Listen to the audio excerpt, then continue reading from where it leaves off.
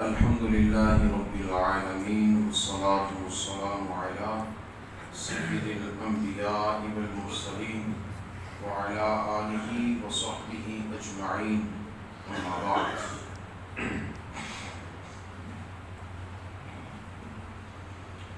معزز سامعین،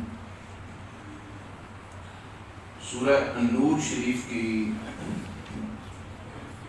ابتدائی آیات جس کا آپ نے مضمون سماعت فرمایا، جس میں اللہ تبارک و تعالی نے سب سے پہلے زنا کے احکام اور پھر تہمت زنا اس کا ذکر فرمایا کہ اگر کسی پر کوئی ایسی تہمت لگائے تو پھر اس پر لازم ہے کہ وہ 4 گواہ پیش کرے۔ اگر وہ گواہ پیش نہیں کرتا تو اس صورت میں اس پر حد قذف لگتی ہے۔ حد قذف میں 80 کوڑے سزا دی جاتی ہے، اور پھر اس کی دوسری اس کے اندر اس کا نقصان یہ ہے کہ اس کی ہمیشہ کے لیے گواہی مردود قرار دے دی جاتی ہے، پوری زندگی دوبارہ اس کی گواہی قبول نہیں کی جائے گی کسی بھی معاملے میں۔ اور تیسری سزا یہ ہے کہ اس کا نام اللہ تبارک و تعالی فساق فاسقین کے اندر اس کا نام لکھ دیا جاتا ہے۔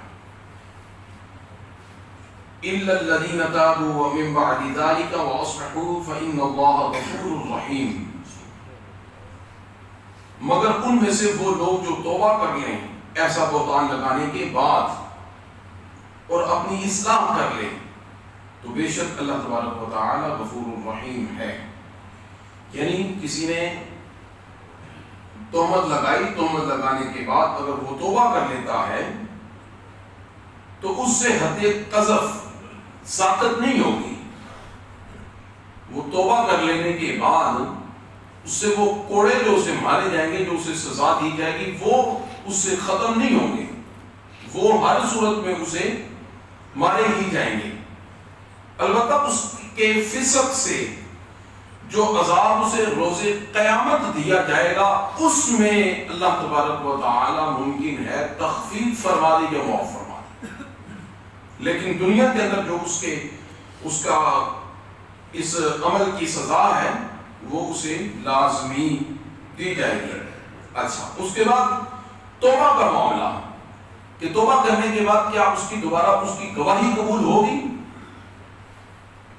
فسق کا معاملہ تو آخرت میں اللہ تبارک و تعالیٰ اسے سزا دیتا ہے یا اسے معاف فرما دیتا ہے، لیکن دنیا کے اندر آیا کہ دوبارہ اس کی توبہ اس کی کوئی کسی مقام پر گواہی کی ضرورت پڑے تو کیا قبول کی جائے گی؟ اس میں مختلف ائمہ کے احکام ہیں۔ مثلا شفافے، امام شافعی رحمۃ اللہ تعالی علیہ کے نزدیک، امام مالک، امام احمد بن حنبل رضی اللہ تعالی عنہما کے نزدیک اس کی گواہی قبول کی جائے گی، لیکن حضرت سیدنا امام اعظم ابو حنیفہ رضی اللہ تعالی عنہ کے نزدیک اس کی گواہی ہمیشہ کے لیے مردود قرار دے دی جائے گی، اس کی گواہی قبول نہیں کی جائے گی۔ والذین یرمون ازواجہم ولم یکن لہم شہداء الا انفسہم فشہادۃ احدہم اربع شہادات باللہ انہ لمن الصادقین۔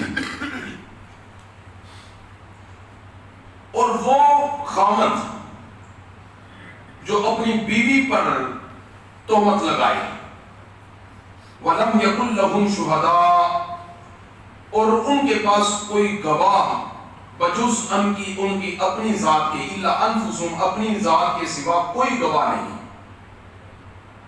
فَشَهَادَةُ أَحَدِهِمْ أَرْبَعُ شَهَادَاتٍ بِاللَّهِ، تو ان کی شہادت کا طریقہ یہ ہے کہ وہ خامد 4 مرتبہ گواہی دے کہ بخدا وہ یہ تہمت لگانے میں سچا ہے، انہ لمن الصادقین،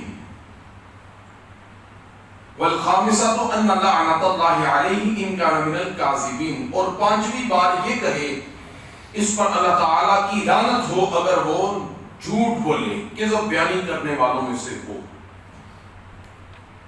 اب یہ ایک نیا مسئلہ ہے۔ جب یہ پچھلی آیہ مقدسہ نازل ہوئی، یہ جس میں تہمت لگانے کا ذکر ہے، جب یہ آیت نازل ہوئی تو حضرت سعد بن عبادہ رضی اللہ تعالی عنہ نے حضور نبی کریم علیہ الصلوۃ والسلام کی بارگاہ اقدس میں عرض کی، یا رسول اللہ صلی اللہ علیہ وسلم ہکذا نزلت، یا رسول اللہ کیا یہ آیت یوں ہی نازل ہو گئی ہے؟ حضور علیہ الصلوۃ والسلام نے ارشاد فرمایا، اے انصار سنتے ہو تمہارا سردار کیا کہہ رہا ہے؟ سعد بن عبادہ رضی اللہ تعالی عنہ انصار کے سردار تھے، تو انہوں نے جب یہ فرمایا عرض کی تو حضور علیہ الصلوۃ والسلام نے انصار سے فرمایا، یہ تمہارا سردار دیکھو کیا کہہ رہا ہے، سن رہے ہو؟ سعد عرض کرنے لگے، یا رسول اللہ خدا کی قسم میں جانتا ہوں کہ یہ حق ہے اور اللہ تعالیٰ نے اسے نازل فرمایا ہے، لیکن میں یہ خیال کر کے حیران ہو رہا ہوں کہ اگر میں کسی بدبخت کو اپنی بیوی پر سوار دیکھوں تو جب میں 4 گواہ تلاش کر کے نہ لاؤں اس کے خلاف زبان نہیں ہلا سکتا، اور اگر گواہوں کو بلانے جاؤں گا تو وہ اپنا کام تمام کر کے چلے جائیں گے۔ اس گفتگو کو قلیل ہی عرصہ گزرا تھا، یہ عرض کی کہ ایک رات ہلال بن امیہ اپنے کھیتوں سے جب گھر آئے تو اپنی اہلیہ کے ساتھ ایک آدمی کو دیکھا۔ انہوں نے سارا معاملہ اپنی آنکھوں سے دیکھا اور کانوں سے سنا۔ صبح بارگاہ نبوت صلی اللہ تعالی علیہ وسلم میں حاضر ہوئے اور سارا ماجرا کہہ سنایا۔ حضور کو یہ سن کر بڑی کوفت ہوئی، صحابہ آپس میں کہنے لگے کہ ابھی ہلال پر حد قذف لگائی جائے گی، یعنی اگر یہ ثابت نہ کر سکے تو ان پر حد قذف لگائی جائے گی۔ ہلال نے کہا، میرے دوستو گھبراتے کیوں ہو، اللہ تعالیٰ ضرور کوئی صورت پیدا فرمائے گا۔ ابھی یہ اگلا احکام جو ہے وہ اگلا حکم نازل نہیں ہوا تھا۔ اسی اسلام میں حضور علیہ الصلوۃ والسلام پر نزول وحی کے آثار نمودار ہوئے اور سب خاموش ہو گئے۔ جب یہ کیفیت ختم ہوئی تو حضور صلی اللہ علیہ وسلم نے فرمایا، اے ہلال مبارک ہو، اللہ تعالیٰ نے تیری نجات کی صورت پیدا فرما دی۔ پھر یہ آیت پڑھ کر سنائی اور اس کی بیوی کو بلایا، وہ آئی تو یہ آیت اسے بھی پڑھ کر سنائی۔ پھر دونوں کو تنبیہ کی کہ دنیا کے عذاب سے قیامت کا عذاب بہت سخت ہے۔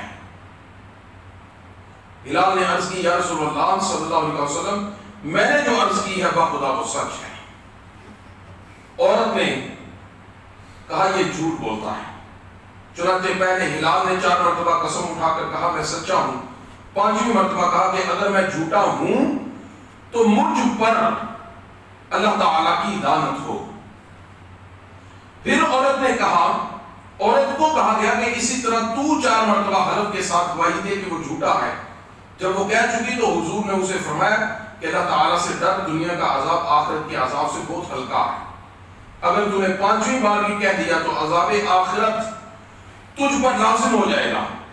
چنانچہ وہ کچھ دیر خاموش رہی، اس نے اپنے قصور کا اعتراف کیا، ایک قصور کے اعتراف کا ارادہ کیا، پھر کہنے لگی میں اپنی قوم کو رسوا نہیں کرنا چاہتی۔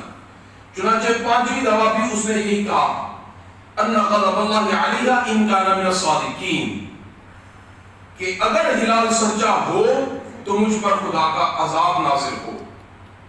چنانچہ اس طرح قسم اٹھانے سے ہلال حد قذف سے بچ گئے اور وہ عورت حد زنا سے بچ گئی،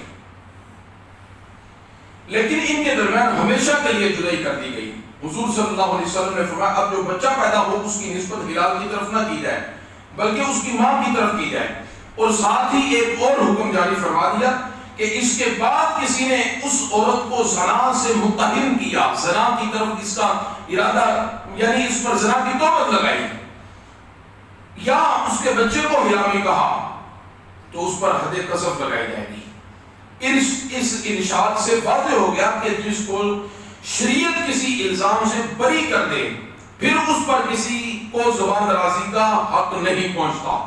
اس طریقہ کار کو ہماری شریعت کے اندر، ہماری فقہ کے اندر لعان کہتے ہیں. یعنی کہ اگر کوئی کسی پر تہمت لگاتا ہے، کوئی بات کرتا ہے بیوی پر، تو اس پر لازم ہے کہ وہ 4 دفعہ گواہی پیش کرے اور 5ویں دفعہ الفاظ کی چینجنگ کے ساتھ وہ یہ کہے کہ اگر میں جھوٹا ہوں تو اللہ تبارک و تعالیٰ کی لعنت مجھ پر. اس طرح کرنے سے وہ اپنی حد قذف سے بچ جائے گا. لیکن یہ اگر حقیقت پر مبنی ہے تو، لیکن اگر حقیقت پر مبنی نہیں تو اللہ تبارک و تعالیٰ کے ہاں مجرم تو مجرم ہے، خالق کائنات کے ہاں تو جھوٹ کی سزا اسے ملے گی. لیکن ایسا کرنے کے بعد وَيَدْرَعُ أَنْهَا الْعَذَابَ أَنْ تَشْهَدَ 4 شَهَادَاتٍ بِاللَّهِ إِنَّهُ لَمِنَ الْكَاذِبِينَ. اس عورت سے ٹل سکتی ہے یہ حد قذف اگر وہ گواہی دے. عورت سے زنا کی حد ٹل سکتی ہے اگر وہ گواہی دے 4 مرتبہ إِنَّهُ لَمِنَ الْكَاذِبِينَ، قسم کھا کے خداوند قدوس کی کہ وہ اس پر جو تہمت لگانے والا مرد ہے وہ جھوٹا ہے. وَالْخَامِسَةَ أَنَّ غَضَبَ اللَّهِ عَلَيْهَا إِنْ كَانَ مِنَ الصَّادِقِينَ، اور 5ویں مرتبہ یہ کہے کہ خدا کا غضب ہو اس پر اگر وہ خاوند سچا، یعنی اس عورت پر اللہ تعالیٰ کا غضب ہو اگر وہ خاوند سچا ہو. وَلَوْلَا فَضْلُ اللَّهِ عَلَيْكُمْ وَرَحْمَتُهُ وَأَنَّ اللَّهَ تَوَّابٌ حَكِيمٌ، اور اگر اللہ تعالیٰ کا فضل اور اس کی رحمت تم پر نہ ہوتی تو تم بڑی الجھنوں میں پڑ جاتے، اور بے شک اللہ تبارک و تعالیٰ تمہاری توبہ کو قبول فرمانے والا اور مہربان ہے.